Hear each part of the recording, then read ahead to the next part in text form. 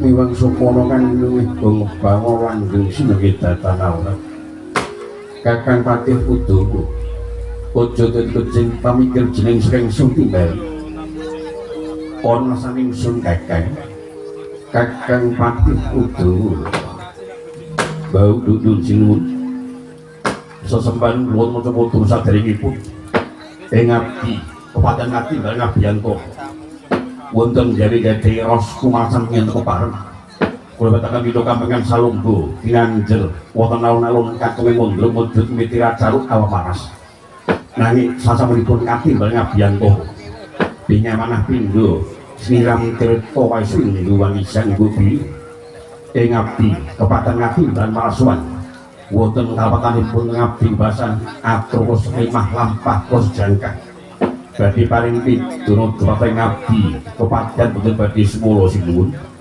kasutuwa monggo tutukan ing semonggo jujur ing abdi kepaten gesang wonten tanganipun Paduka Gusti Nata Agung luri kakang patih kudu jumadung dawuh Gusti jeneng srengsung timbal para ngasaningsun ingsun namung kepengin mundur iso kadiparan para nanging raja suramping para kawula ing negara Durwati apa sakilan kang kuwani nglirwake marang pajiban nglirwake marang sesanggeman basan bladak pirang sifat nyerong kampung jinggung dan Datuwati ingsun mundhut jeneng Sewakar malaka marang ingsun ayo nganti senggurugi ingsun bakal midhangetake kanthi wijang satolata kakang patih kudu sinuwun yen kok wisa bakal ngabdi patiya sedaya kula ngayaka prabipun para kawula ing Kendrawati boten wonten ingkang kuwani nglirwakaken baten wajiban lirwa dumateng sesanggeman sedaya sadhek saekum raya sungkem abiyanto kathah kaludal malih dadak prangsip dihewu ngaturaken glubekti maglondong pengataran dawuh lur iji kakang kepatihan jumadung dawuh sinuwun prajenengan yen to para nanging raja suramping para kawula ing negara Durwati bisa kinarorowang ngembat watang apik tumuju gumbul sapur ning panjenengan kakang puja pangaska rantak marang kabeh para kawula ing negara Ndwaraka kakang patih kudu sinuwun kados menapa benipun para kawula sasampunipun nampi sikat dalanipun Paduka Kanjeng Dewaji iya mengkono kakang patih kudu prayogatna jeneng sira sowan lho kados boten kirang prayogi anggenipun ing abdi kepaten Ngabranto sinuwun ilman wonten dhumateng pepundhen kula Koko Prabu Mandura ing nembe kiwa lenggah ngantos kandhar anggenipun ingkang rai ngajarani senajan dering kacawisan sinanggung waku tanggapé lambung saka prayogi tepat ing ngaturaken pasegan para prami rawuh pepundhen kula Koko Prabu Mandura Koko Prabu Duradewa jagat dewa Bathara tak tampa taluwe tak tedhok kali pemuda sing dadi jaramu ya yen nyeka sing kadangku tuwa ngendi kamu tak cancang jengweni kumalung ing jonggo niboning panggon lho sepono sajroning saira dadi akhirah daging kayuanan nanging posok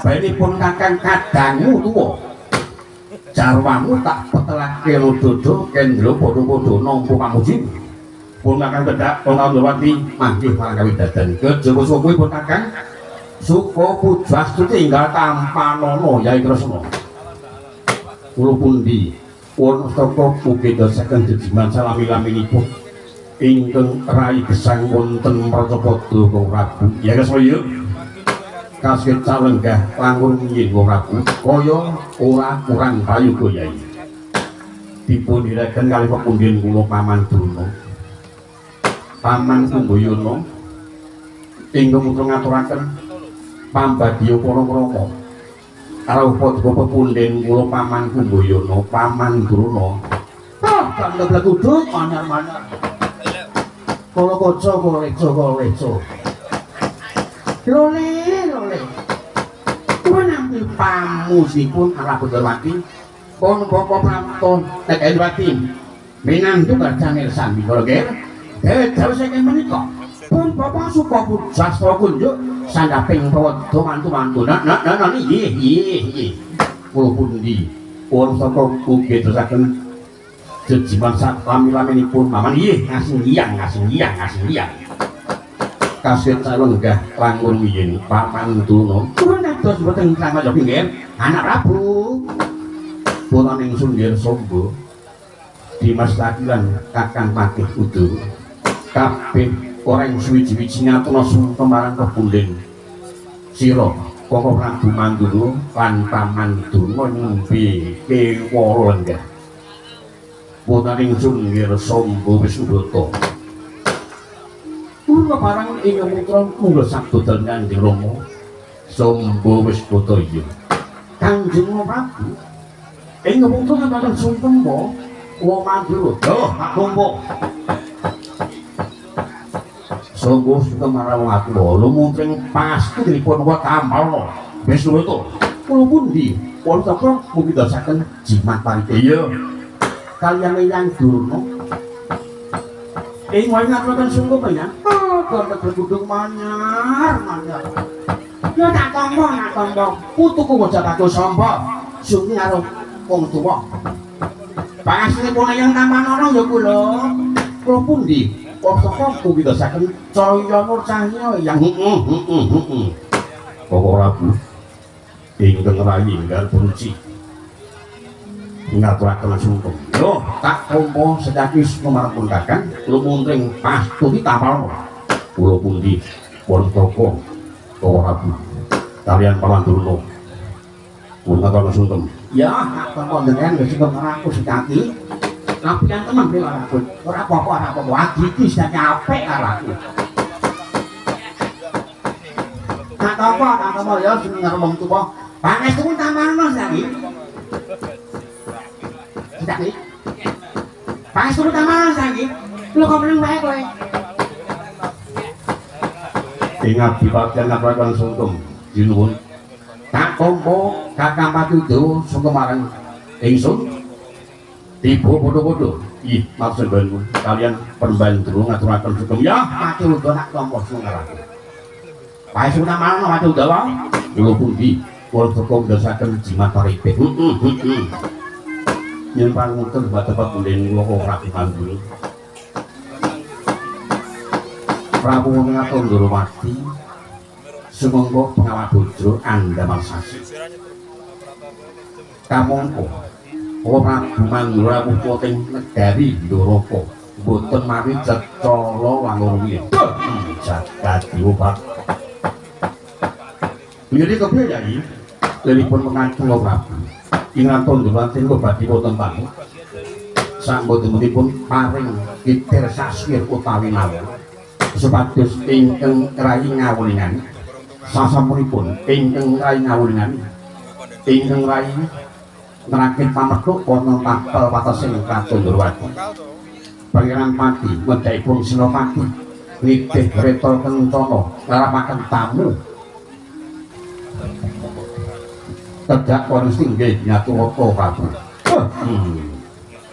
jagat Batur pun Kakang Mangsa arep dekatan suswa ing marga paugeran kang koyo mono patut kanggo conto patut karo kanggo tepo palupining ratu saka Bojonegoro lah kok kaya ngono paugerane lah kok apik temen paugeran atau Dewati lah kok beda karo Kandrono Ngastina bedane atur banget Ngastina Mandura kuwi nyelok tamu asal dadak nganggo layang-layangan. Pating brudus Pak karo karuan. Kuwi Ngastina karo Mandura. Paugeran kang memang ngono patut tak jumpa Yai. Matur sembah nuwun Prabu. Ora teges pun kangen nggak paugeran. Kader rasanipun Kakang, daya dipun Kakang. Tedak ana Kraton Durmati. Sawisipun Kakang toko tapel wangsi Kraton Durmati pun Kakang Mangsa marem.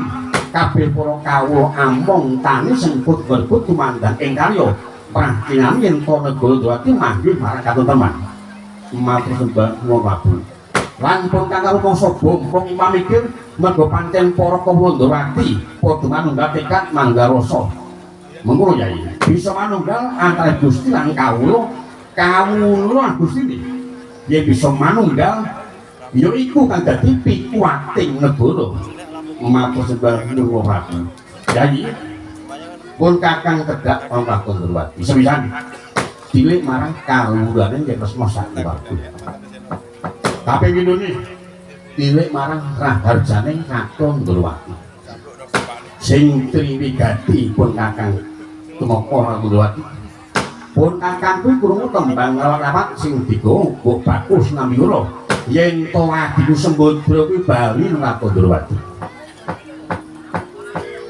yen pancen kabar bener sebabe apa lah kok Sembadra bali nang Kondorowati nanging kabar bener ateges kabar kuwi ngaya-wara wis rasan dadak nganggo jikuh lan pekewo wis rasan dadak nganggo jikuh ayo bloko karo kakang Sembadra kuwi bali nang Kondorowati apa sebabe ya iki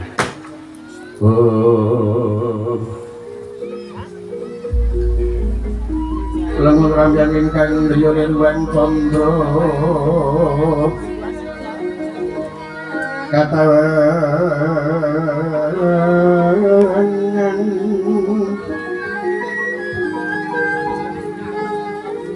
sumu ing tias oleh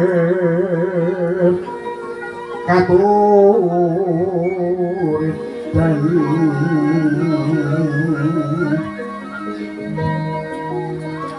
sumu ing tias oleh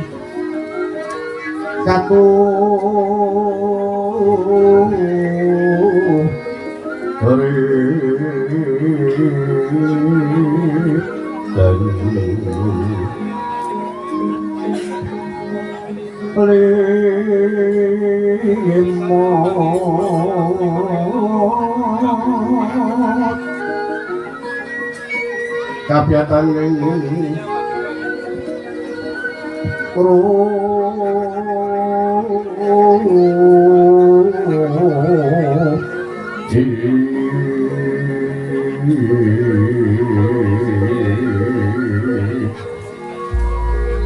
rem-rem driya manawung driya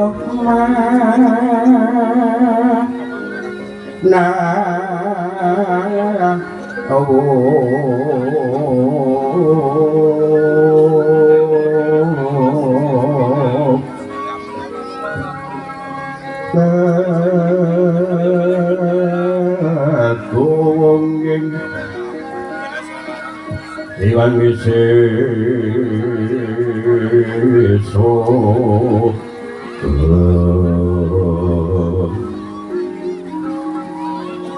tanono kang kuciwa leres tanono kang kuciwa leres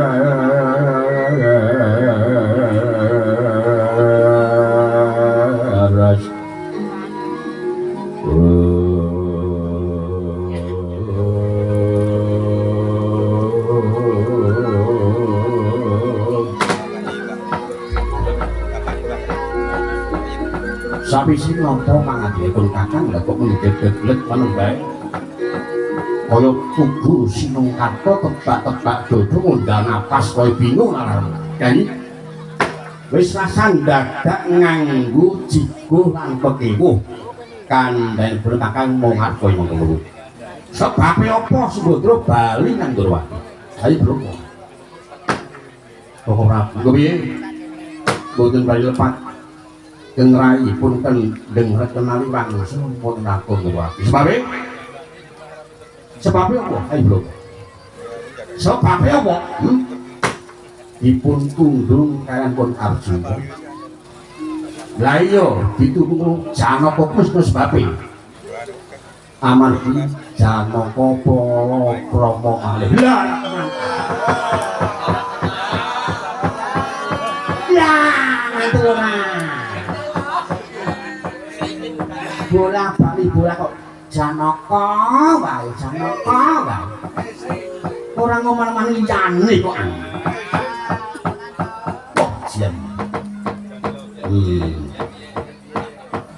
biyen ngene piye coba zaman Janaka Dawa Sembadra pun kakang niku piye nggih? Diluwe. Parah. Ya ngono wis bocaran, guru wong tuwa ku ya ora oleh ngono. Iya kok Pak. Biyen pun kakang Rano Jani. Yen Sembadra dapur Janaka mergo pancen kuwi isih sedulur, nak sanak mongko tuwa sing wedok.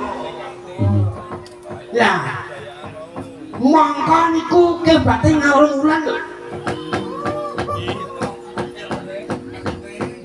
Kebate ngalung wulan ngetune page karo pae. Iya. Iki badan. Janaka sosok main Sembadra kemis kaki. Lah miturut perhitungan kula. Miturut perhitungan kula niku mboten apik, lha mboten apik nggih. Cobi kula tak takon. Sampeyan carane itu kados pundi? Netune sing lanang karo dinane. Niku di jumlah karo dina pasane sing wedok. Lah mengke ketemu di berat di polong 5. Mengko turai pira? Njone ngitung nganggo cara seni lungguh gedhong lara ati. Nggih. Selasa 3 paing niku 9 nggih mboten. Niku jarakane. Sembadane Kemis lagi Kemis 8 lagi makan 12. Tak ikut di poro 5 turai 4. Nggih mboten. Ketemu nih niku lara. Nggih. Sakit hati. Upami di Bosri, saya. Di Bosri niku apik. Kedunungan derajat mangkat tenggahan niku yang di Bosri. Ora do ditung nek omah-omah atau omah-omah ditung. Perhitungan Jawa kudu digunakake aja waton cenangan. Seringku saya. Ini sampai pasti harus sih. Njur tiba lungguh. Sak tiba malange sarmu kepenak rezekine lancar. Niku tiba lungguh. Nek tiba kedang sugih bondo suwe dadak. Apa-apa kecukupan niku tiba bondo. Nek tiba lara niku amane lara wae. Seminggu sehat 10 dina lara. Kurang bejane lara atine mergo pancen di sewiyah-wiyah karo sing lanang ngoten niku. Nentu kagero kanu kudu sing ngalah siji kudu ana sing ngalah siji. Nek ora ana sing ngalah siji, lah niku mesti ana kedadak sing ora luwe-luwe. Niku cek digunggung niku jumlah ten 24 niku tibane lara ngoten. Sing kaping mati. Golek sandang pangan angel. Ngoten. Rekoso uripe. Upama oleh rezeki kaya banyu sinaring niku yen iso mati. Kurang bejane iso mati rezekine, kurang bejane iso ngukut jakate. Niku lho. Dipenggal iki, dipenggal. Monggo Janaka Sembadranipun anak-anak nek nganti pepisan wong bebujukan wis anak apa pisan sing dingungkul mesti anak niku yakin. Contohnya pirang-pirang sing gampang nika. Gimana? Sing pun terus. Iku udah kurang ajar ya. Sing gede? Ayo. Sing paling kamu sing ngedrakal. Niku nek kanca-kanca njaga mriki lho, ya. Iki Pak. Lajeng karsanipun Prabu, saiki wis rasa dibaten kanggone padha bebrayan antane Sembadra karo Janaka. Kudu bisa dino iki. Lan Sembadra tak jaluk banget tau dadi kalu Bulis Rawa. Nggih. Kurang masakan patemu Bulis Rawa. Sepelok kagol dawuh Sembadra niku ora tau gelem gopo aja taman. ora tau gelem saung karo wedok Bursawali sing bintenen ngrandani Sembadra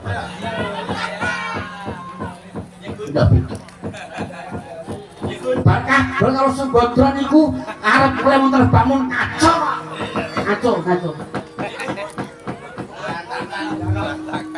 moko Gus tahun niku umur pun 44 tahun kaya-kaya niku kula mengenai dikuyuk wedok tanpa dipil salah siji mergo wedi ae Mas engko nate kula jodoke kali malih sing paling semua malah wedi karo kringete tapi itu lho sing dia parap Sembadra sakmenika mumpung wonten medal ing sae wonten lampu hijau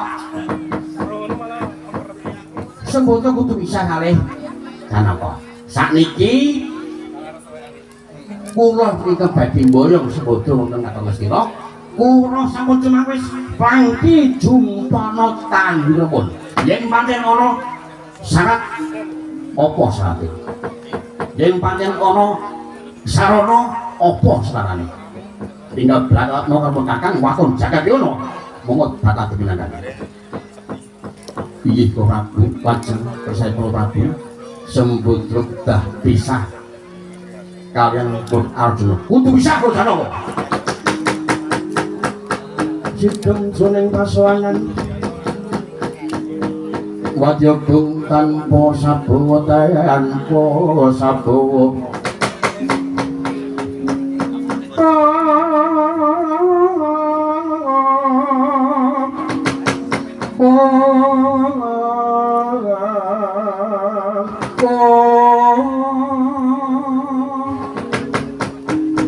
Kapraban Sang Narendra Kama mangu kawenengan kleru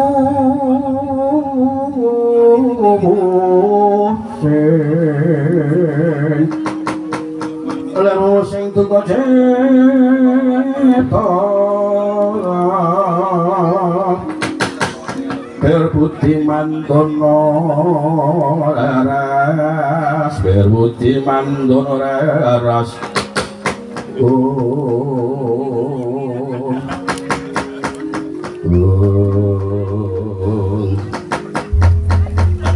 orang si jemur mani datang sabdawane malah ngabisi orang datang ubah sami orang datang mampak ingin ngeri kanjuk binunggu waktu kanjeng putra mengganteng madu jaya memetuh minang ngomong ngapiabat kerja dengan di belum seping bandara tri panggat dring kawyo sing abdi tri lantaru panggat kedep tigang kedep ini kau dring kawyo sing sangka tumpok selalu digiring dubuh yang ngaso tanggapin murid yang ikut sapok ingkang mangkat ponco hiti ngelongok singgih ngatro tora kau itu sang-sangi lakon tawang gantungan Narendra kakak pitek songnya apa nyimpan rupepeh ya soto nanti rohmu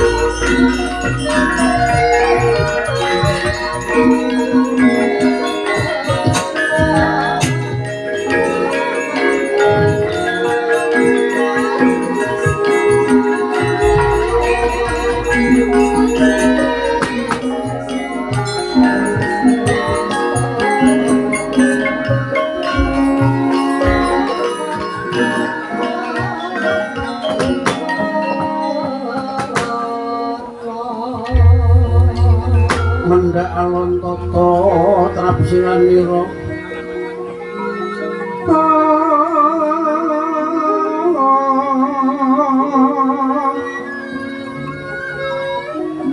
betane sering nata srena nata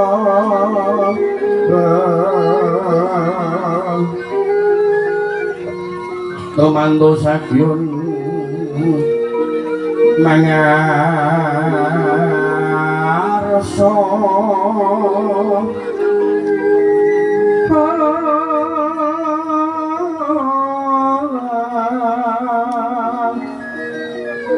tanono kang kuciwa laras tanono kang kuciwa laras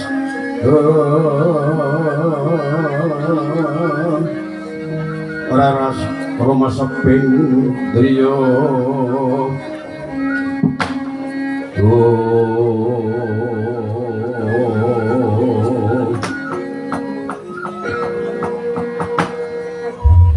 Nilang sumono kan oleh tung bawalan ing suwi datan orat mangke to wisana ing nembeke polon kula ngaturaken pambagya para krama karo paduka wisana wonten ing negari Ndorowati langkung yen klungaken kadang taruh mateng paduka Yai Prabu jagat yo paduka maksudipun sawungaken kadang taruh mateng kula menawi pangestu dalem Prabu kula sowan manggih kali dhateng wareng kula ngaturaken sumeng mau dikunjuk sandhaping pawadha mawah kula. Nggih, kula tampi Yai, kula tampi. Kasih lenggah langkung nggih. Nuwun kados boten kerep prayogianipun ing Ranya Bianto. Boten kados kula menika tampi. Nembe palenggan puniki kula panggen mateng paduka Yai Prabu. Paduka Nalindra saking pundi? Sinten ingin dados jejulukipun? Boten kitang namung samegaring sangsa. Kula menika nyepeng pangwas wonten ing katon Tambaluk. Ingin dados jejuluk kula pun Prabu Sasa Angguru. Oh iya. Bareng kula badhe nyuprisa napa menika katon Ndorowati lan nyuwun pangapunten. Paduka sinuwun nyenggah wonten negari Ndrawati menika ing jejuluk Prabu Sri Bathara Kresna. Ih, boten badhe pat menika negari Ndrawati. Boten wonten kalih-kalih ageng tiga namung sajuga kula ing kenyepen pangwas wonten ing negari Ndrawati jejuluk Prabu Sri Bathara Kresna. Wadalah. Matur nuwun. Menapa krasa kowe Prabu pun kakung Ndrawati sepisan krasa kuwi bahkan kagunganipun Prabu Sabardu kapingalipun kuwi rahasanipun negari Ndrawati ingkang wigati kula sowan kula menika dipun utus kaliyan kadang kula werda ing lenggah wonten katon Tawang Gantungan ing jejuluk Prabu Dasamasesa menapa dados undinganipun Yai kadang kula Prabu Dasamasesa menika nampi gawe dewa saged dados Narendra ratu subaging bumi lan saged nglaken traing Narendra nanging saged pala-pala kaliyan baboning ratu kamangka salumeng dhuwur bilangit ratu menika namung setunggal inggih menika Dewi Wara Sembadra kamangka kabar menika dipun tampi dumateng Prabu menika ento Sembadra menika sak menika wangsul wonten Kampung Ndrawati lan sampun dipun pegat kaliyan pun Janaka. Gandeng Sembadra rondo kula kapitados dhateng Prabu supados ngebon-ebon ingkang jawasonten nglamar Dewi Wara Sembadra. Mobil wonten srana menapa sanipun mobil wonten sangat menapa satipun. Kula sampun kapitados boyong Dewa Sembadra upami badhe kersaken negari Ndrawati bentengipun dipun tratasiken kula kinten Prabu boten badhe kajipan Koko Prabu menika Narendra sugih bondo sugih kadar saumeng dhuwur bilangin boten wonten saged nimbangi kasedianipun Koko Prabu ing Tawang Gantungan Prabu kula kinten nika menapa sarat langsanipun lan kula sampun beto para wadyabala sampun cuwawis prangki jumpa tawunamun kangge mboyong pun Dewa Sembadra mungkateng Prabu supaya yasinipi umedhot madoning lagi jejel pangawi ing inggih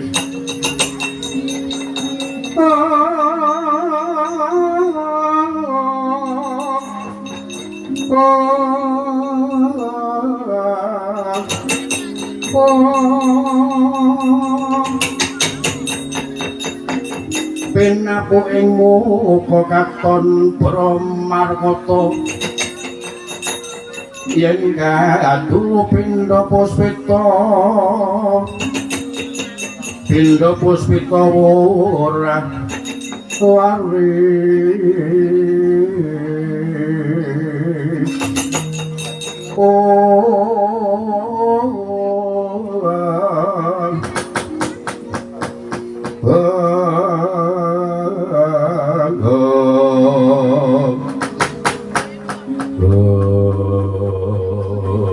jagat dewa Bathara jejulukmu Prabu Sasrambala Ratus Kota Balun betul aja Pak wah menika wonten ratu bule kami mbok bule karo aku keparat panggang kula nggih boten bule kanipun kelik yo ora kok padha kelik ngono nggih parat iki setan Taurus Prabu Sasrambala kula dawuh yen kowe durung ngerti karo aku lek nom mripatku jering kupingmu iki Ratu Mandra kadange Wedaya Kresna aku Prabu Baladewa kadangipun Wedaya aku mangarep bareng lamar Dewa Sembadra mboten wae lepat ngono kupingmu Sembadra tak dawuhake karo Burisrama bisa meneh Sembadra arep tak dawuhake karo Burisrama sampun dipun tapi durung sami nggih dereng ingkang baku kula menika ing rantu-rantu ngendikipun Sing Ndrawati nyun sewu kono kadang merdu nanging wong Ndrawati menika tamu kula nggih tamu kula kinten boten badhe sae yen to padha paring pangsuran boten wis pangsuran parati kowe minggat kowe bali langkung padha ndung kula supados kula kesah ora ana ngatasi tamu ndung bali tamu ki ora ana pangsuran meneh saiki wis sasa dadak kan wis kowe lakon boyong adiku Subadra nanging cilik iso ngalah aku dadi iso nglumpati bangkene Baladewa adalah amit sewu aku numpak krama karo kowe Prabu Rudi aku tekan kene ora buta omongan nanging aku buta ngramu senajan Prabu Baladewa dikepakem boyo saya mbur perang saya berpilih aku rupa yuwani aku jembar wali sandake mripate